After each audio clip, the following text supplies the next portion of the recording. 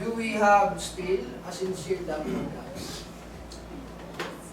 Mahal pa ba natin ang Diyos sa ating ginagawa, pagsamba sa Kanya, sa ating pang-araw-araw na buhay? Do we have that sincere love for God? Na tayo lang po ang makakasagot, makakaalam ng ating mga sarili. Kaya nga po, in our previous lesson, diba, may lesson tayo, examine yourselves whether you are still in faith. So, let's examine ourselves.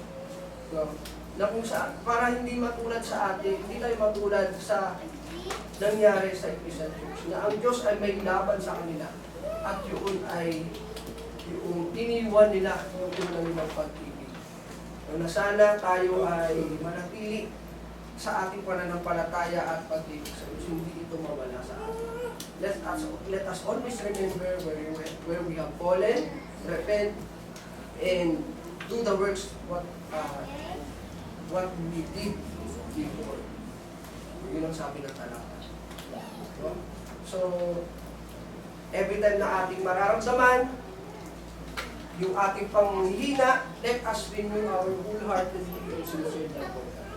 So again, yun po yung ating message, no, na lagi natin panatiling mainit yung ating pag-ibig sa Diyos at sa isa't isa, yung ating pananampalataya at pag-ibig sa Diyos. Yun lamang po, maraming salamat po sa inyo.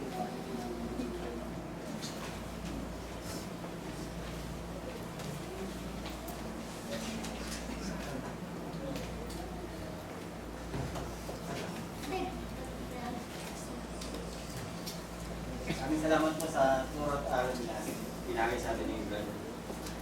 Bago naman tayo dumako sa sermon, tayo umawit ng isang awitin dito po sa may bilang.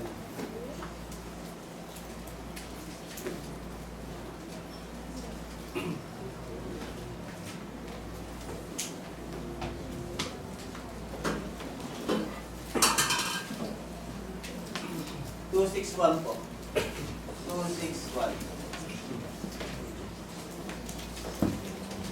When nothing can stop the traffic, I was thinking this is ready?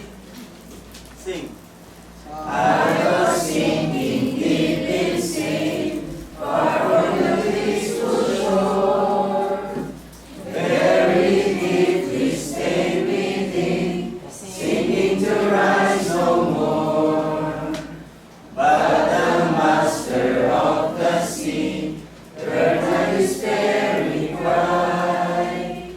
From the waters lifted me now safe.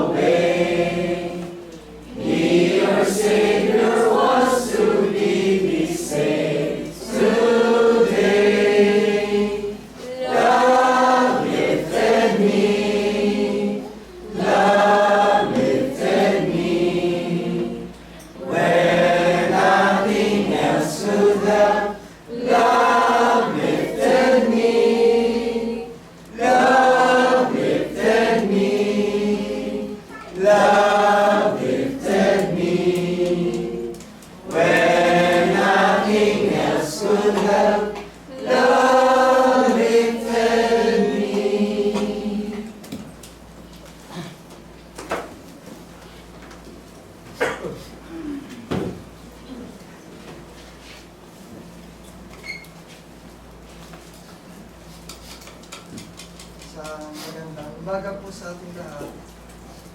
At napakaganda ng binahagi ng kapatid na Naho. Dahil ang pangyayari pong iyon ay lubhang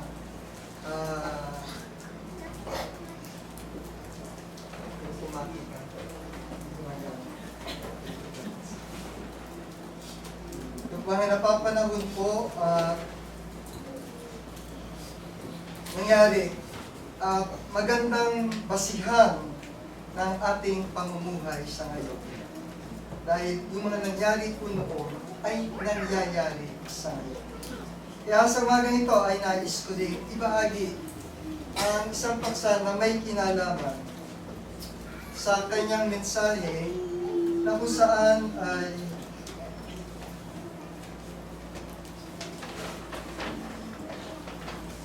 kung paano ang mga Kristiyano sa panahon ngayon ay pumaharap sa iba't ibang uri ng mga suliranin o mga pagsubok.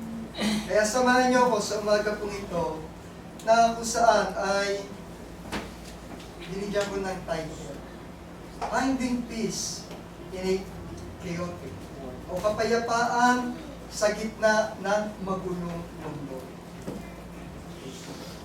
Mamaya tanungin natin sarili, meron ba akong peaceful life sa ngayon?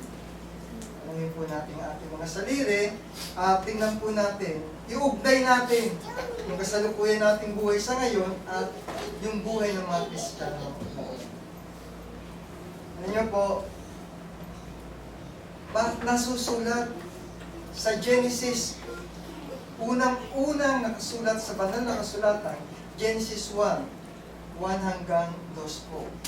Dito ay pinakilala, dinescribe kung anong klase ng mundo mayroon tayo.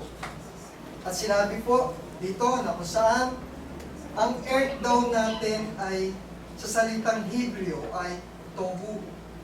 Na ang ibig sabihin ay walang form, magulo, empty, beauty. So, sa unang chapter and verse ng banal na kasulatan, ay makikita na anong klaseng mundo mayroon tayo. At kung paano tayo nabubuhay sa panahon ito. Sa panahon natin ngayon, maraming tao ang nababalisa sa mundong ginagalawan natin. Tingnan nyo lang po, pagbukas nyo ng TV sa umaga, balita, anong tatambat sa inyo? Pag open nyo ng cellphone ninyo, sunod-sunod ang balita, gera, sakit, lindol, buong Pilipinas, nililindol, sasagutin sa kabilang bansa. Mamaya may parating na namang bagyo, signal number super bagyo, pero hintay ka ng hintay, inindiyan tayo. Tapos, babata ng babata ang mga kriminal ngayon.